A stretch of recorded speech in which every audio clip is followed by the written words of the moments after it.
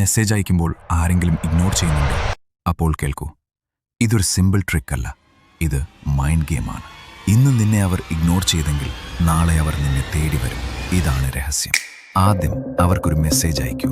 നമ്മളെക്കുറിച്ചൊരു interesting കാര്യം ഇപ്പോൾ ഓർമ്മ വന്നു. അതിനുശേഷം സൈലൻസ്. 5 മണിക്കൂർ ഒന്നും പറയരുത്, ഒന്നും എക്സ്പ്ലെയിൻ ചെയ്യരുത്. അവരെ റീഡിൽ വെച്ച് വിട്ടേക്കൂ. ഇപ്പോൾ എന്ത് സംഭവിക്കും അറിയാമോ? അവരുടെ മൈൻഡ് വർക്ക് തുടങ്ങും. എന്താണത്? എന്താണ് അവൻ പറയാൻ പോകുന്നത്? ക്യൂരിയോസിറ്റി. അതാണ് കൺട്രോൾ. അവർ വീണ്ടും മെസ്സേജ് ചെയ്യും, ഒരുപക്ഷെ കോൾ പോലും ചെയ്യും. പക്ഷേ ഇവിടെ തന്നെയാണ് റിയൽ പവർ. ഉടൻ റിപ്ലൈ ചെയ്യരുത്. അവരെ ചിന്തിക്കാൻ വിടൂ. ആ ഡൗട്ട് വളരാൻ വിടൂ. പിന്നീട് സ്ലോലി ഒരു മെസ്സേജ് അയക്കൂ.